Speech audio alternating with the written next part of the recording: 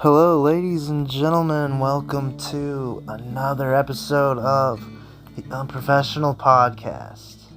I'm your host, Daniel Sala, and Celtics had a statement win tonight in Detroit, and it was a beautiful thing. I was unfortunately not able to watch the game due to blackout restrictions on NBA League Pass, but I was able to listen to the game on SiriusXM, who are not a sponsor of this show. They're a lifesaver with how you're able to just listen to your teams. And so I was able to listen to the Celtics radio team call this game. And it was just from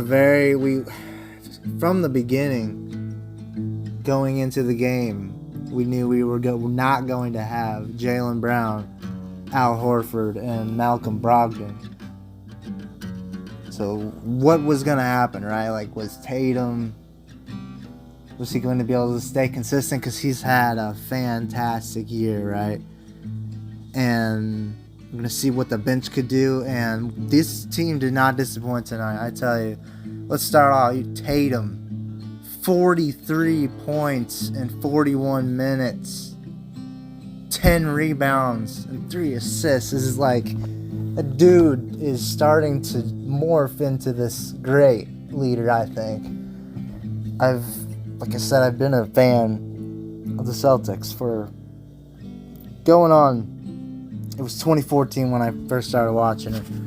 So, just watching this game just get better is just beautiful. And he's showing that he can go out there, get the points, get on it on the defensive end, right? He is just... this season is very fun to watch.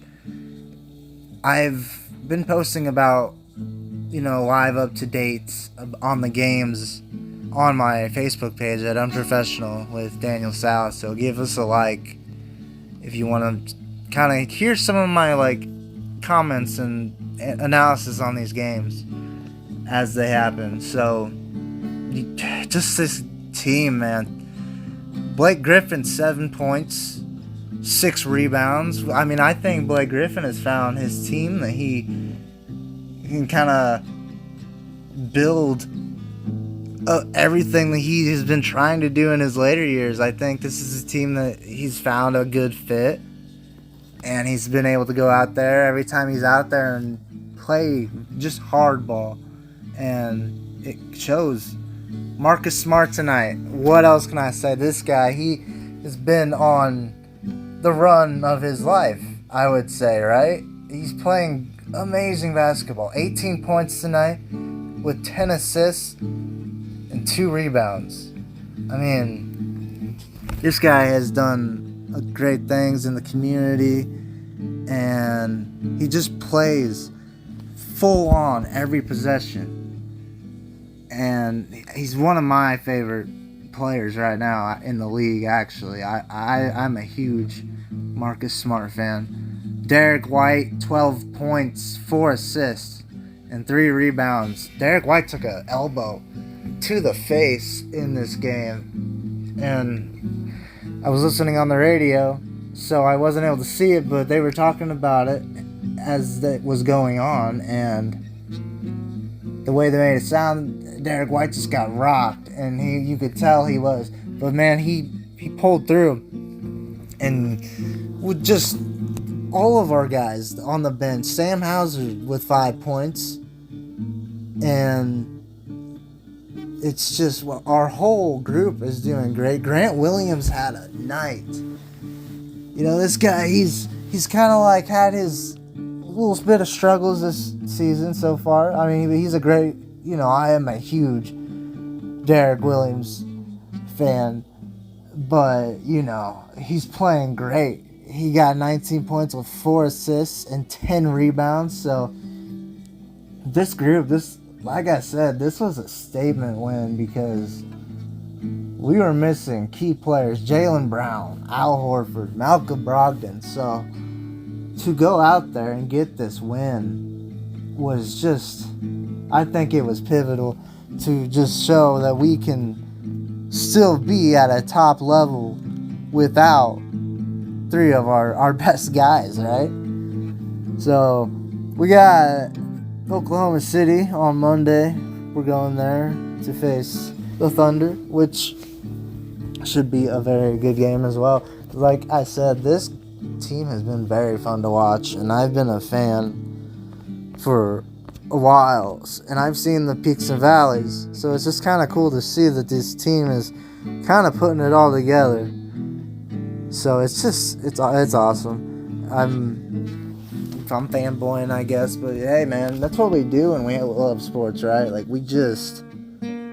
if you find a team you like, man, and that team's doing good, and even when they're not, you ride it out with them. And I've always loved that about sports. I've always loved that you can kind of relate to a culture or to basketball team's just ideology, right? Like with Boston, they're hard. They play hard every possession, you know.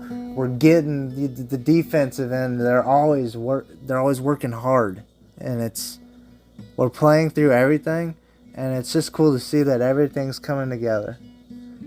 And yeah, man, as far as music, what I'm listening to, I picked up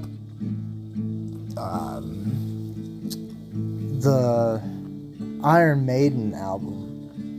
The first one that came out with Blaze Bayley, man. I don't even care. Like, love Bruce Dickinson. I love Paul Di'Anno. I love all that stuff. And, you know, Iron Maiden purists, I'm very sorry, but Iron Maiden, the X Factor is... I love the album. I'm a big fan. I love Sign of the Cross.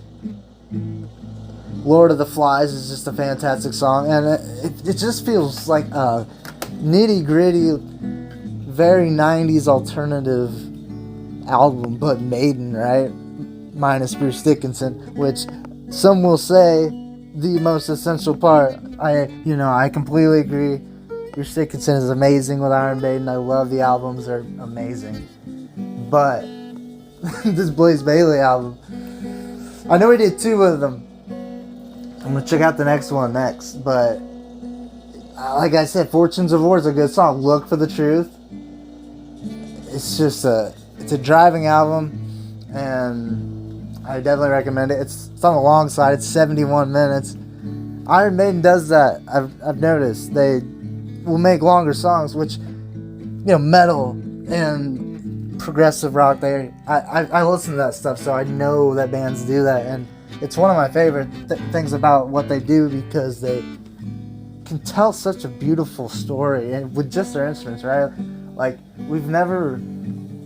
few people have sat down to really like analyze like what a guitar is actually doing when they're like soloing, and like when they're in sync with all the other instruments, the bass, the drums, the keyboard, if there's a keyboard, right?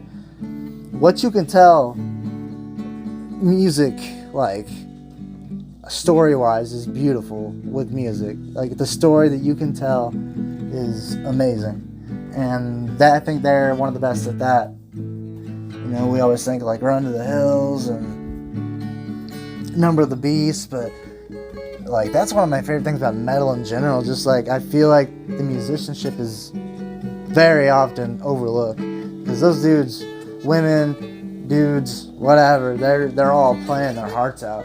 So, and Iron Maiden, the X Factor, I dig the album. I give it, I'm gonna give it a 6 out of 10.